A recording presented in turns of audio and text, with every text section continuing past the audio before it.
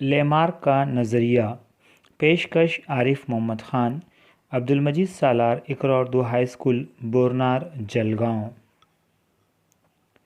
Lamarck نے اعضاء کا استعمال اور غیر استعمال کا اصول اور اخذ کردہ وراثتی خصوصیات کا نظریہ پیش کیا۔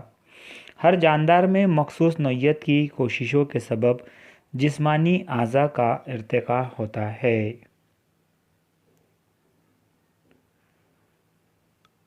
اس کا کہنا تھا کہ اعضاء کے ذریعے انجام دی جانے والی مخصوص سرگرمیوں کی بدولت اعضاء کی خصوصیات میں ترقی یا ان کی تنزلی ہوتی ہے۔ مثال کے طور پر زیراف کے آباء و اجداد گھوڑے کی طرح تھے۔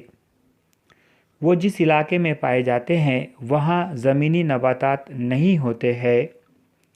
درختوں کے اوپری حصوں سے پتیوں کو کھانے کے لیے زیراف کو لگاتار اپنی گردن اونچی کرنی پڑتی تھی۔ گردن کو اوپر کھینچنے کی لگاتار مشق کی وجہ سے آج ہمیں لمبی گردن والا زیراف نظر آتا ہے۔